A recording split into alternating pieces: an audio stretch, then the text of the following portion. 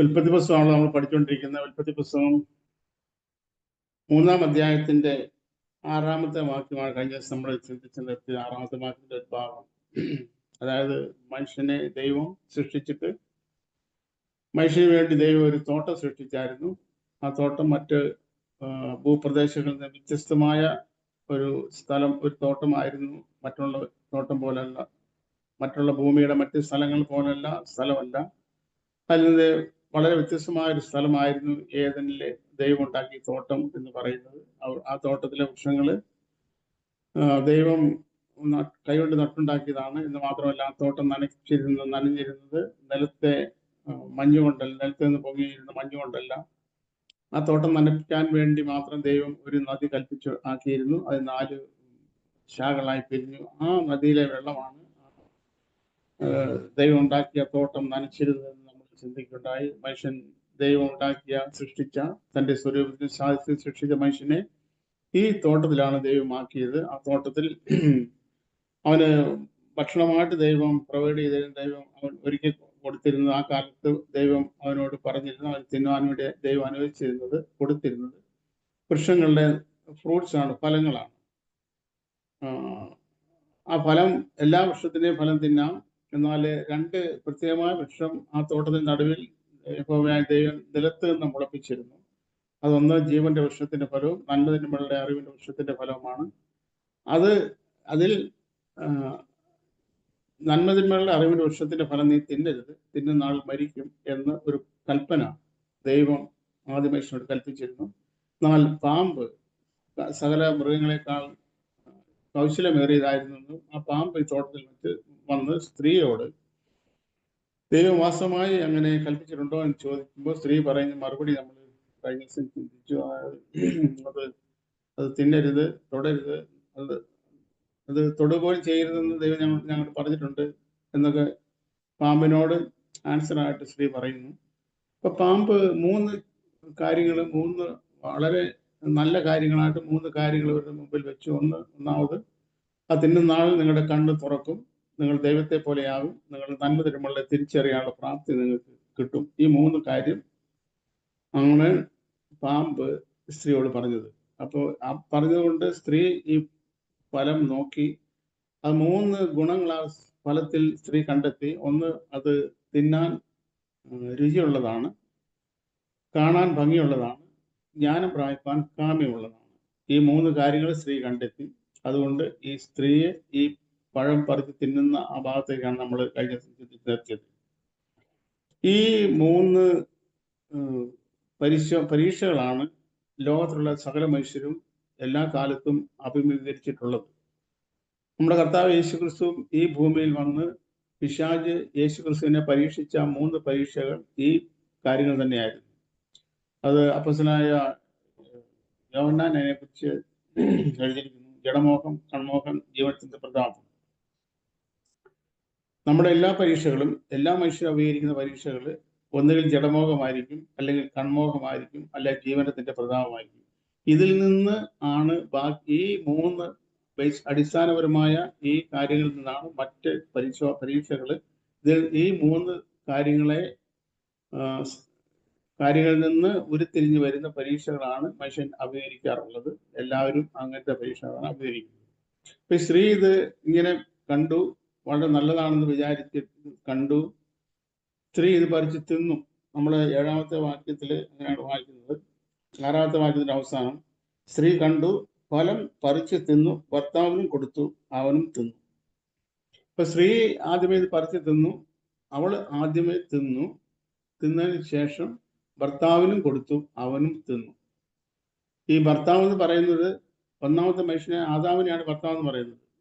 ഭാര്യ എന്ന് പറയുന്നത് അവന്റെ അസ്ഥിയിൽ അസ്ഥി, മാംസത്തിൽ മാംസവുമായിരിക്കുന്ന സ്ത്രീയാണ് ഭാര്യ എന്നിവിടെ പറയുന്നത്. അപ്പൊ ആദ്യ മനുഷ്യനായ ആദാം ഈ തൻ്റെ ദൈവം സൃഷ്ടിച്ച് തന്നോടുകൂടെ ആക്കിയിരിക്കുന്ന തൻ്റെ തുണയായിരിക്കുന്ന ഈ സ്ത്രീ കൊടുത്തത് ഈ ആദാം തിന്നു. ആ ഔവ്വ ശരിക്ക് ആദാമിന്റെ ഇണയല്ല, തുണയായിരിക്കാനാണ് ദൈവം ആഗ്രഹിച്ചത്. ഇന്ന് നമ്മൾ ലോകത്തിൽ കാണുന്നത് തുണയല്ല, ഇണകളെ അന്വേഷിക്കുന്ന ഒരു ലോകമാണ് ഇന്ന് നമ്മുടെ ചുറ്റിലും കാണാറുള്ളത്. തുണകളെയല്ല, ഇണകളെയാണ് അന്വേഷിക്കുന്നത്. എന്നാൽ ദൈവം ആഗ്രഹിച്ചിരുന്നത് തക്ക തുണയായിരിക്കുക എന്നുള്ളതാണ്. തക്ക തുണയാണെങ്കിൽ നമ്മൾ ദൈവത്തിന്റെ വചനത്തിൽ ഇങ്ങനെ വായിക്കുന്നുണ്ടല്ലോ, 2 പേര് ഒത്തിട്ടല്ലാതെ ഒരുമിച്ച് നടക്കുമോ? അങ്ങനെ നടക്കുമ്പോൾ ഗുണം, ഒരാൾ വീഴുവാണെങ്കിൽ മറ്റേ ആള് ഈ വീണവനെ എഴുന്നേൽപ്പിക്കും. അത് ഒരു കമ്പാനിയൻ, ഒരു തുണയാണെങ്കിൽ അങ്ങനെ ചെയ്യാൻ സാധ്യതയുണ്ട്. എന്നാൽ ഒരു ഇണയാണെങ്കിൽ അതിന് സാധ്യത കുറവാണ്. ദൈവം ആഗ്രഹിക്കുന്നത് തക്ക തുണയായിരിക്കണം. ആദാമിന്റെ തക്ക തുണയായിട്ടാണ് ദൈവം ഹവ്വായെ സൃഷ്ടിച്ചത്, തുണയായിരിക്കാൻ വേണ്ടിയാണ്. ദൈവം അങ്ങനെ പറയുന്നത്. ഭൂമിയിലുള്ള ദൈവം സൃഷ്ടിച്ച എല്ലാ സൃഷ്ടിജാലങ്ങളെയും കൂടെ ഓരോ 1 by 1 ഓരോന്നായിട്ട് ആദാമിന്റെ മുമ്പിൽ കൂടി കടത്തി വിട്ടു. എങ്കിലും തനിക്ക് തക്കതായ തുണയെ കണ്ടെത്തിയില്ല. അപ്പോൾ യഹോവയായ ദൈവം, ഞാൻ അവന് തക്കതായ തുണ ഉണ്ടാക്കി കൊടുക്കും എന്നാണ് ദൈവം പറഞ്ഞത്. അപ്പോൾ തക്കതായ ഒരു തുണയാണ് ദൈവം ആദാമിന് ഉണ്ടാക്കി കൊടുത്തത്. ഈ തക്കതായ തുണ ചെയ്ത കാര്യം, താൻ ഈ പഴം പറിച്ചു തിന്നു എന്ന് മാത്രമല്ല, ഇത് ആദാമിനും കൊടുത്തു. ആദാം തിന്നു. ആദാം ഈ പഴം തിന്നുമ്പോൾ ഹവ്വായെക്കാട്ടിലും വളരെ കൃത്യതയോടെ എന്താണ് സംഭവിക്കാൻ പോകുന്നത് എന്ന് കൃത്യമായിട്ട് ആദാമിനറിയാം. ഹവ്വ ഇത് തിന്നത് പാമ്പ് പറഞ്ഞിട്ട് തിന്നതാണ്. ആദാം ഇത് തിന്നുന്നത് പാമ്പ് പറഞ്ഞിട്ടല്ല തിന്നുന്നത്, ഹവ്വ കൊടുത്തതുകൊണ്ട് തിന്നുന്നത്. ഇത് ആത്മീയമായിട്ട് വലിയൊരു സത്യമാണ് ഇത് നമ്മളെ കാണിക്കുന്നത്. ആദാം ഇത് തിന്നത് മനഃപൂർവ്വമായിട്ടാണ്. മനഃപൂർവ്വം എന്ന് പറഞ്ഞാൽ ഹവ്വ കൊടുത്തത് കൊണ്ടാണ് ആദാം തിന്നുന്നത്. പാമ്പ് കൊടുത്തത് കൊണ്ടല്ല തിന്നത്, ഹവ്വ കൊടുത്തത് കൊണ്ടാണ്. ദൈവത്തിന്റെ വചനം നമ്മൾ മുഴുവനും പരിശോധിക്കുമ്പോൾ നമ്മൾ കാണുന്നൊരു സത്യം,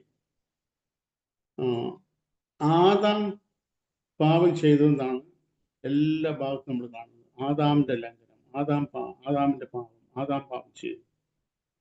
ഇത് നമ്മൾ പരിശോധിച്ചാൽ, നമ്മളിവിടെ ഈ സംഭവം നമ്മൾ ശ്രദ്ധിച്ചാൽ നമുക്ക് കാണാൻ കഴിയുന്നത്, ഹവ്വയാണ് വാസ്തവത്തിൽ പിശാചിന്റെ ഉപദേശം കേട്ടിട്ട് ഈ പഴം പറിച്ചു തിന്നത്. ഹവ്വയാണ് ആദാമിന് കൊടുക്കുന്നത്.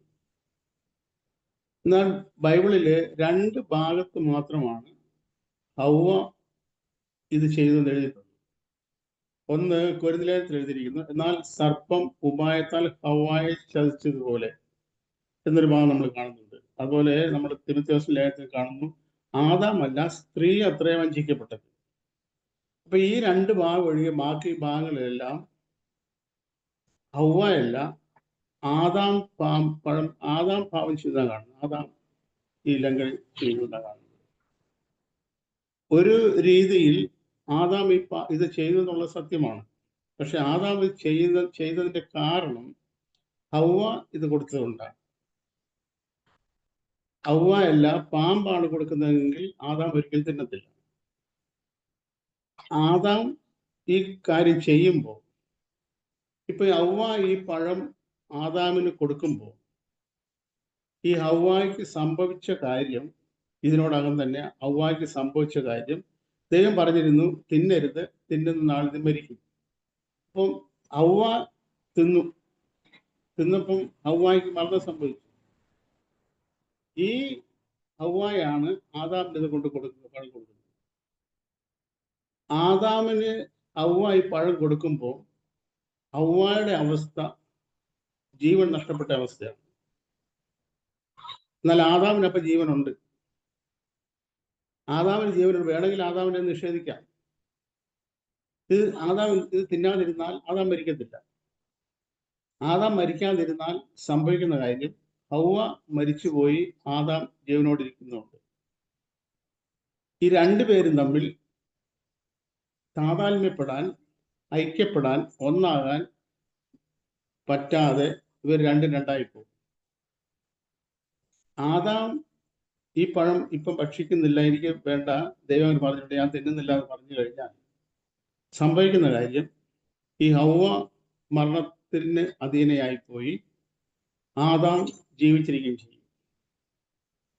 എന്നാൽ ആദാമി ഇത് തിന്നാനുള്ള കാരണം, ആദാമി മനഃപൂർവ്വമായിട്ട് ഈ പഴം തിന്നാനുള്ള കാരണം, തന്നോട് കൂടെ ഇരിക്കാൻ വേണ്ടി ദൈവം തൻ്റെ അസ്ഥിയിൽ നിന്ന് അസ്ഥി, മാംസത്തിൽ നിന്ന് മാംസമായി, തൻ്റെ ജീവനിൽ നിന്ന് ജീവൻ ആയി തൻ്റെ മുമ്പിൽ കൊണ്ടുവന്ന് നിർത്തിയ തൻ്റെ തക്ക തുണയായിരിക്കേണ്ട ഈ സ്ത്രീ ഇപ്പൊ മരിച്ചത് കൊണ്ട് ഈ സ്ത്രീയോടുള്ള, ഈ തൻ്റെ ഭാര്യയായിരിക്കുന്ന ഈ ഹവ്വായോടുള്ള അഗാധമായ ആഴമായ സ്നേഹം നിമിത്തമാണ് ഇപ്പോ ആദാം മനഃപൂർവ്വമായിട്ട് എന്ന പോലെ ഈ പഴം ഹവ്വായിൽ നിന്ന് വാങ്ങി ഭക്ഷിക്കുന്നത്. ഇതിന്റെ ആത്മീയ അർത്ഥം, ശരിക്കും പാപം ചെയ്തത് മനുഷ്യവർഗമാണ്. ഞാനും ഇത് കേട്ടുകൊണ്ടിരിക്കുന്നത് നമ്മൾ ഓരോരുത്തരുമാണ് പാപം ചെയ്തത്. എന്നാൽ ഈ പാപത്തിന്റെ ശിക്ഷ ഏറ്റത് എനിക്ക് പകരമായി, നമുക്ക് ഓരോരുത്തർക്കും പകരമായി നമ്മുടെ ശിക്ഷ ഏറ്റത് നമ്മുടെ കർത്താവ് യേശു ക്രിസ്തുവാണ്. യേശു ക്രിസ്തു ഈ ശിക്ഷ എനിക്ക് വേണ്ടി, നമുക്ക് ഓരോരുത്തർക്കും വേണ്ടി ഏൽക്കാനുണ്ടായ കാരണം, യേശു ക്രിസ്തു ഈ ശിക്ഷ ഏറ്റില്ലെങ്കിൽ നാം എല്ലാവരും നാം ആരും ഒരിക്കലും ദൈവസന്നിധിയിൽ വരാൻ യോഗ്യതയില്ലാതെ എന്നേക്കുമായിട്ട് ദൈവത്തെ വിട്ട് ദൂരെ ആയിരിക്കുന്ന അവസ്ഥയിൽ തന്നെ നാം തുടരാൻ ഇടയായി. അല്ലെങ്കിൽ നാം ലളിതമായിട്ട് പറയുന്ന പോലെ നിത്യമായ നരകത്തിന് മാത്രം നാം യോഗ്യരായി അവസാനിച്ചേക്കും. എന്നാൽ യേശു ക്രിസ്തുവിൻ, ദൈവത്തിന് നമ്മളുള്ള സ്നേഹം നിമിത്തം, യേശു ക്രിസ്തു നമ്മെ അത്രയ്ക്ക് ആഴമായി സ്നേഹിക്കുന്ന നിമിത്തം ഈ ഹവ്വ ഇപ്പോൾ എന്തായിപ്പോയോ അതേ കാര്യം തന്നെ ആദാമും മനഃപൂർവ്വമായി ഏറ്റെടുക്കുവാണ്. യേശുക്രിസ്തുവിനെ കുറിച്ച് പറയുന്നത്, യേശുക്രിസ്തു പാപം ചെയ്തിട്ടല്ല, നേരെ മറിച്ച് ദൈവം അവനെ പാപമാക്കി. ഇനി ഈ ആദാം ഹവ്വായെ വീണ്ടെടുക്കാൻ, ഹവ്വായുമായിട്ട് ഒന്നായി ചേരാൻ, ഹവ്വായിൽ നിന്ന് വേർപിരിയാതിരിക്കാൻ, ഹവ്വായുടെ അതേ ആ അവസ്ഥ ആദാമിന് സംഭവിക്കുക മാത്രമേ നിവൃത്തിയുള്ളൂ. അതുകൊണ്ട് ആദാം എന്ത് ചെയ്തു? ഈ ഹവ്വായിൽ നിന്ന് ഈ പഴം ആദാം ഭക്ഷിച്ചു. ഹവ്വായിൽ നിന്ന് വാങ്ങി ഭക്ഷിക്കുന്നു. ഹവ്വായിൽ നിന്ന് പഴം വാങ്ങി ഭക്ഷിച്ചു. ആദാം മരിച്ചുപോയി. നമ്മുടെ കർത്താവ് യേശു ക്രിസ്തു നമുക്ക് വേണ്ടി, ദൈവം യേശു ക്രിസ്തുവിനെ പാപമാക്കി. യേശു ക്രിസ്തു നമുക്ക് പകരമായി നമുക്ക് വേണ്ടി മരണം അനുഭവിച്ചു. അങ്ങനെ യേശു ക്രിസ്തു നമുക്ക് വേണ്ടി മരണം ആസ്വദിക്കുന്ന നിമിത്തമാണ് നമുക്ക് ജീവനിലേക്ക് പ്രവേശിക്കാൻ ദൈവം ഇടയാക്കിയത്. കാരണം നമ്മുടെ എല്ലാവരുടെയും പാപം ദൈവം യേശു ക്രിസ്തുവിന്റെ മേൽ ആക്കി. യേശു ക്രിസ്തുവിനെ മരണത്തിനെ പിടിച്ചു വെക്കാൻ കഴിയാതിരുന്നതുകൊണ്ട്, കാരണം മരണത്തിന് ഒരു വ്യക്തിയെ കീഴടക്കണമെങ്കിൽ ആ വ്യക്തിയിൽ പാപം വേണം. ദൈവത്തിന് മകൻ അങ്ങനെ പറയുന്നു, ഏക മനുഷ്യനാൽ പാപത്താലാണ് മരണം സംഭവിക്കുന്നത്. അപ്പം ഒരുവൻ മരിക്കണമെങ്കിൽ, ഞാൻ ശരീരത്തിലെ മരണത്തെ കുറിച്ചല്ല നമ്മൾ പ്രതിപാദിക്കുന്നതെന്ന് എനിക്കറിയാമല്ലോ. അപ്പോൾ ഒരു മനുഷ്യൻ മരിക്കണമെങ്കിൽ അവനിൽ പാപം വേണം. പാപം ഉണ്ടെങ്കിൽ മാത്രമേ പാപത്തിന്റെ അനന്തരഫലമായ മരണത്തിന് അവന്റെ മേൽ അധികാരമുള്ളൂ.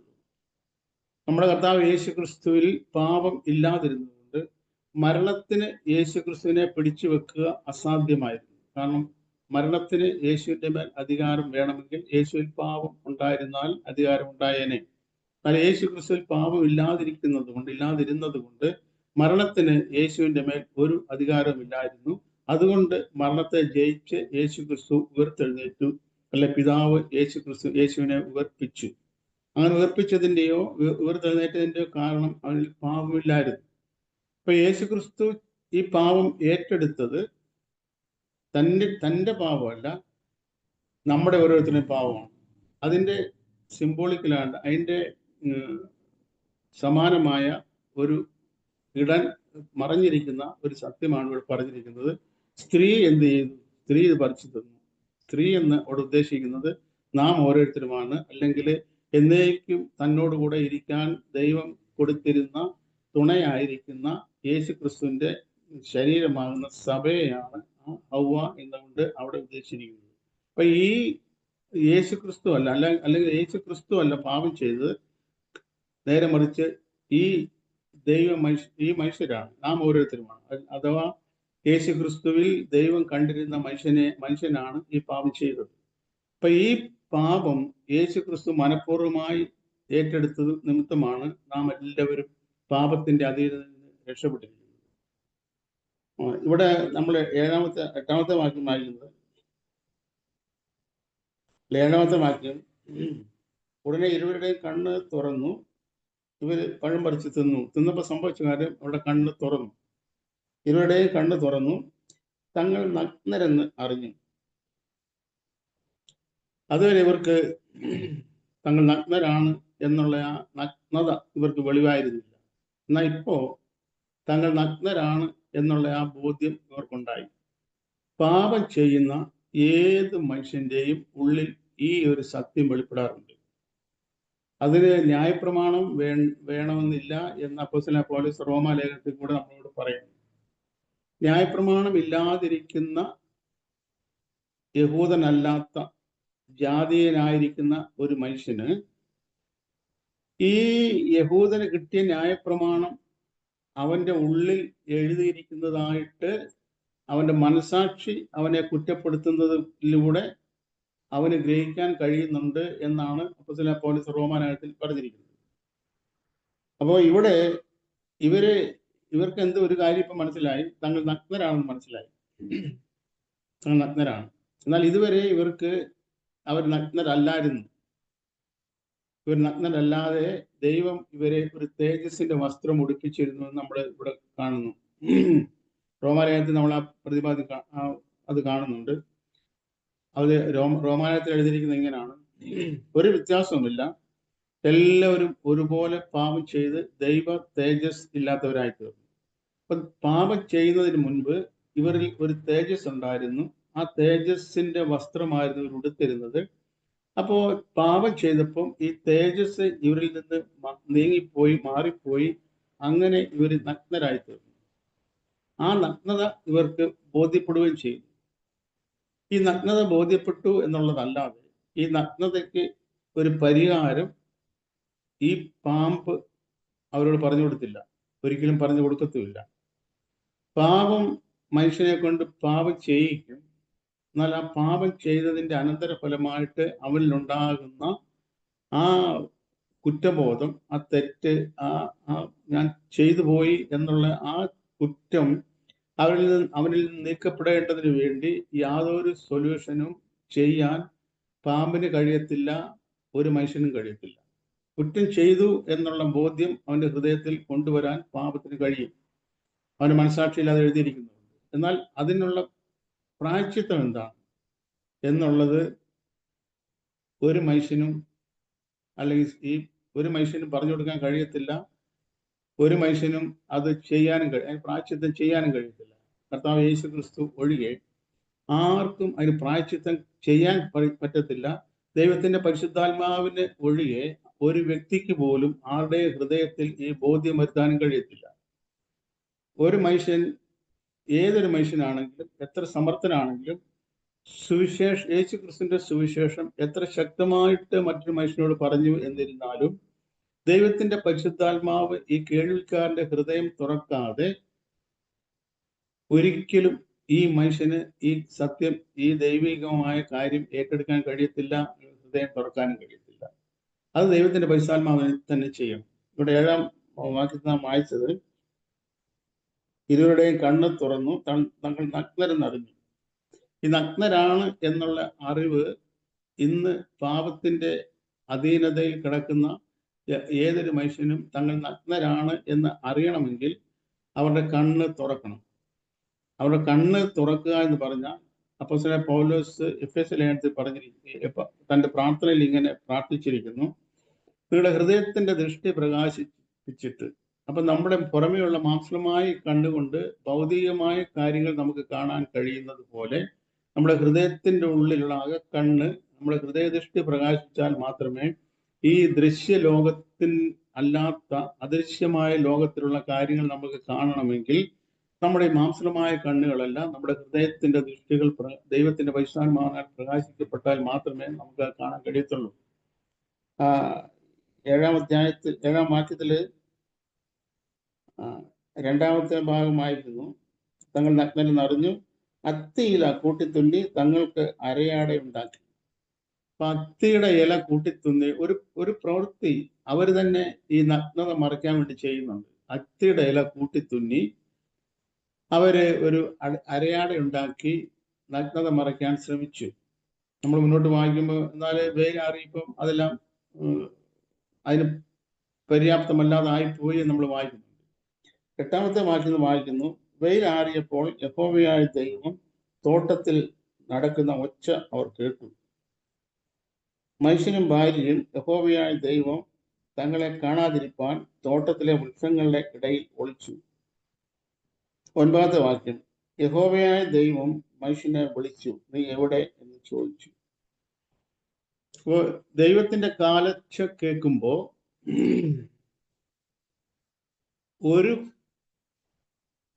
ഇന്ന് ഇത് ഇപ്പോൾ സംഭവിക്കുന്നത് ഇവർ പാപം ചെയ്തെന്നുള്ളത് ശരിയാണ്. പക്ഷെ എന്നാലും ഇതിപ്പോൾ സംഭവിക്കുന്നത് ഈ ഏദനിലെ തോട്ടത്തിൻ്റെ ഉള്ളിൽ തന്നെ. ഏദനിലെ തോട്ടത്തിന് ഇവർ പുറത്തായില്ല. ദൈവം ഏദനിലെ തോട്ടത്തിന്റെ പുറത്തല്ല, ഏദനിലെ തോട്ടത്തിന്റെ ഉള്ളിലാണ് ഇപ്പോൾ ഇവരായിരിക്കുന്നതും ദൈവത്തിന്റെ കാലച്ച് ഇവർ കേൾക്കുന്നതും ഏദനിലെ തോട്ടത്തിന്റെ ഉള്ളിലാണ്. ഈ തോട്ടം എന്ന് പറഞ്ഞാൽ എന്താണെന്ന് നമ്മൾ കഴിഞ്ഞ് ചിന്തിച്ചു. ഇന്ന് ഈ തോട്ടം എന്ന് പറഞ്ഞാൽ അപ്പോസ്തലനായ പൗലോസിന്റെ ഭാഷയിൽ കൊരിന്ത്യർ ലേഖനത്തിൽ എഴുതിയിരിക്കുന്നു, നിങ്ങൾ ദൈവത്തിന്റെ കൃഷി, ദൈവത്തിന്റെ തോട്ടം. അപ്പൊ ഇന്ന് ഈ തോട്ടം എന്ന് പറയുന്നത് ഓരോ പ്രാദേശികമായ സഭയാണ്. അത് ഒരു സംഘടന അല്ല. യേശുക്രിസ്തുവിന്റെ സഭ എന്ന് പറയുന്നത് സംഘടനയല്ല. നേരെ മറിച്ച് യേശുക്രിസ്തുവിന്റെ രക്തത്താൽ നീതീകരിക്കപ്പെട്ട് ദൈവത്തിന്റെ പരിശുദ്ധാത്മാവിനാൽ വീണ്ടും ജനിക്കപ്പെട്ട, അല്ലെ ദൈവം വീണ്ടും ജനിപ്പിച്ച ആളുകള് കൂടുന്ന വേർപെട്ട ഒരു ഗ്രൂപ്പ്, ഒരു ആളുകളുടെ കൂട്ടമാണ് സഭ എന്ന് പറയുന്നത്. അത് ഒന്നാമത് ഈ സഭയാകണമെങ്കിൽ സഭയിലുള്ളവര് അവർ മാനസാന്തരപ്പെട്ടവരായിരിക്കണം, വീണ്ടും ജനിച്ചവരായിരിക്കണം, ദൈവത്തിന്റെ പരിശുദ്ധാത്മാവിനാൽ നടത്തപ്പെടുന്നവരായിരിക്കണം, അവര് യഥാർത്ഥമായ അപ്പോസ്തലന്മാരുടെ ഉപദേശം കേൾക്കുന്നവരും മാത്രമല്ല അതനുസരിക്കാൻ മനസ്സുള്ളവരുമായിരിക്കണം. ഇങ്ങനെ ഉള്ള ആളുകളുടെ കൂട്ടമാണ് സഭ എന്നുകൊണ്ട് ഉദ്ദേശിക്കുന്നത്. അപ്പോ ഇന്ന് ഈ തോട്ടം എന്ന് പറയുന്നത് ദൈവത്തിന്റെ സഭയാണ്. അങ്ങനാണെങ്കിൽ ഈ തോട്ടത്തിൽ ചിലപ്പോൾ ദൈവത്തിന്റെ കാലൊച്ച കേൾക്കാറുണ്ട്. ദൈവത്തിന്റെ ശബ്ദം ഈ തോട്ടത്തിന്റെ ഉള്ളിൽ കേൾക്കാറുണ്ട്. എല്ലായിടത്തും കേൾക്കുന്നല്ല. ഇപ്പൊ തോട്ടത്തിലാണ് ഈ കാര്യങ്ങളൊക്കെ സംഭവിച്ചുകൊണ്ടിരിക്കുന്നത്. തോട്ടത്തിന്റെ പുറത്തായിട്ടില്ല, ഈ തോട്ടത്തിന്റെ ഉള്ളിലാണ് സംഭവിച്ചുകൊണ്ടിരിക്കുന്നത്. അപ്പൊ ഈ തോട്ടത്തിന്റെ ഉള്ളിൽ ദൈവത്തിന്റെ ശബ്ദം കേൾക്കുന്നുണ്ട്. ദൈവത്തിന്റെ ശബ്ദം കേൾക്കുമ്പോൾ ഒരു കൂട്ടര് ഒളിച്ചിരിക്കുന്നു. ഇവിടെ ഇപ്പൊ ആദാം ചെയ്ത കാര്യം, ആദാം ചെയ്ത കാര്യം അവരോട് നിങ്ങൾ എവിടാന്ന് ചോദിച്ചപ്പോ പറയുന്നു, ഞങ്ങള് നിന്റെ ശബ്ദം കേട്ടു, നീ ഈ ദൈവം നടക്കുന്ന കാലച്ചവര് കേട്ടു, അതുകൊണ്ട് ഞങ്ങൾ ഇപ്പോ എന്ത് ചെയ്തിരിക്കും, ഞങ്ങള് നഗ്നരായതുകൊണ്ട് ഞങ്ങൾ ഒളിച്ചിരിക്കുക. എന്നാല് നേരെ ദൈവമുമ്പാകെ ഈ നഗ്നതയോട് കൂടെ തന്നെ നേരെ ചെല്ലുന്നവരും ഉണ്ട്. അതിന്റെ ഉദാഹരണത്തിന് ഇപ്പൊ പത്രോസ് മീൻ പിടിച്ചോണ്ടിരിക്കും. അപ്പോ യേശു ക്രിസ്തു നേരെ വെളുക്കോളം പത്രോസ് അധ്വാനിച്ചിട്ട് ഒന്നും കിട്ടിയില്ല. യേശു ക്രിസ്തു പത്രോസിന്റെ അടുത്ത് ചെല്ലുന്നു.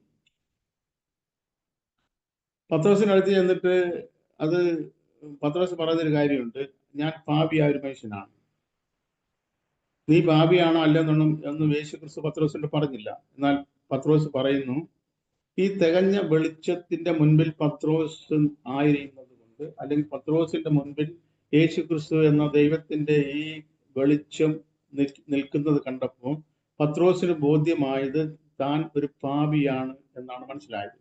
എന്നിട്ട് പറയുന്നുണ്ട്, ഞാൻ പാപിയായ ഒരു മനുഷ്യനാണ്. എന്നാൽ ചിലര് നമ്മൾ കണ്ട് ഈ ഏതെല്ലാം ഈ തോട്ടത്തിൽ തന്നെ ഉള്ളവര് ഇവരിപ്പോ ഒരു കൂട്ടര് ഇത് കണ്ട് ഒളിക്കുവാണ് ഈ ദൈവത്തിന്റെ ശബ്ദം കേട്ടു.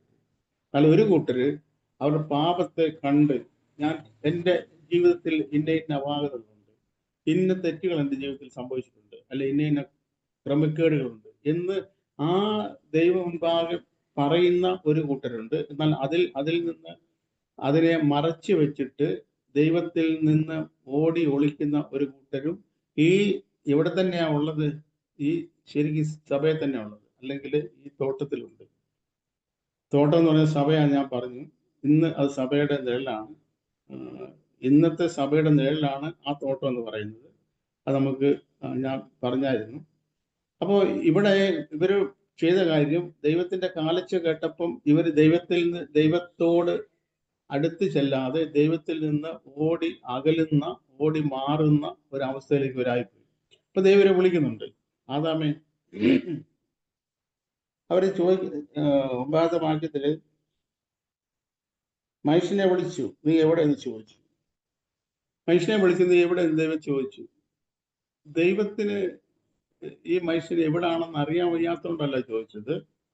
എന്നാൽ നേരെ മറിച്ച് ഈ മനുഷ്യൻ തന്നെ ദൈവം മുൻപാകെ ചെന്നിട്ട് ഞാൻ ഇവിടെ ഉണ്ട്, എൻ്റെ അവസ്ഥ ഇങ്ങനെ ആയിപ്പോയി എന്ന് അവൻ തന്നെ പറയണം ആയിരുന്നു എന്ന് ദൈവം ആഗ്രഹിച്ചു. പക്ഷെ ഇവര് ഓടി വിളിക്കുകയും ചെയ്തു. അതിന്റെ 9ാമത്തെ വാക്യത്തിന്റെ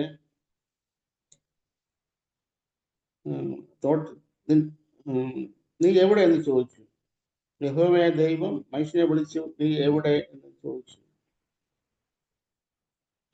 അപ്പൊ നീ എവിടെയാണ് എന്ന് ചോദിച്ച് ഒരു മനുഷ്യനോട്, പാപം ചെയ്ത മനുഷ്യനോട് മനുഷ്യനെ ദൈവം വിളിച്ചു, മനുഷ്യ നീ എവിടെ എന്ന് ചോദിക്കുന്നുണ്ട്.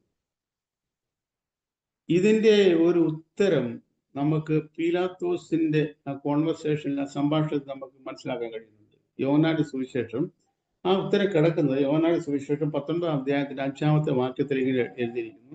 പിന്നെ പീലാത്തോസ് 19ാം വാക്യത്തിൽ, യോഹന്നാന്റെ സുവിശേഷം 19ാം അധ്യായത്തിന്റെ 5ാമത്തെ വാക്യം ഞാൻ വായിക്കുന്നു. അങ്ങനെ യേശു മുൾക്കിരീടവും ധൂമ്രവസ്ത്രവും ധരിച്ച് പുറത്തു വന്നു. അങ്ങനെ യേശു മുൾക്കിരീടവും ധൂമ്രവസ്ത്രവും ധരിച്ച് പുറത്തു വന്നു. പീലാത്തോസ് അവരോട്, ആ മനുഷ്യൻ ഇതാ എന്ന് പറഞ്ഞു. ഉൽപ്പത്തി പുസ്തകത്തിൽ നമ്മൾ ദൈവം അന്വേഷിച്ചത്, മനുഷ്യ നീ എവിടെയാണ് അന്വേഷിച്ചത്? പീലാത്തോസ് പറയുന്നു, ആ മനുഷ്യൻ ഇതാ, ആ മനുഷ്യൻ ഇതാ.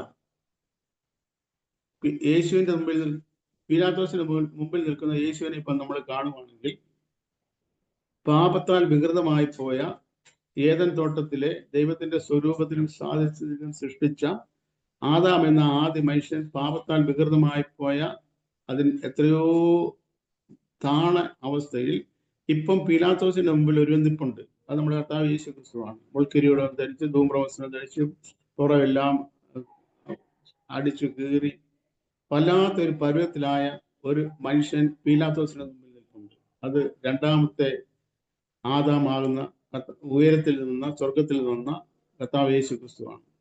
അപ്പൊ ആ മനുഷ്യ നീ എവിടെ എന്ന് ചോദിച്ച ചോദ്യത്തിന് ഈ ഭാഗത്ത് നമുക്കൊരു ഉത്തരം കണ്ടെത്താൻ കഴിയുന്നു. ആ മനുഷ്യൻ ഇതാണ്, ആ മനുഷ്യൻ ഇതാ. പാപം ചെയ്ത് വികൃതമായി പോയ ഒരു മനുഷ്യന്റെ പ്രതീകമായിട്ട്, പാപം ചെയ്ത് വികൃതമായ ഒരു മനുഷ്യൻ എങ്ങനെ ആയിത്തീർന്നോ ആ രൂപത്തിൽ ഒരുവൻ ഇതാ പീലാത്തോസിന് മുമ്പ് നിൽക്കുന്നു. നമ്മുടെ കർത്താവ് യേശു ക്രിസ്തുവാണ്.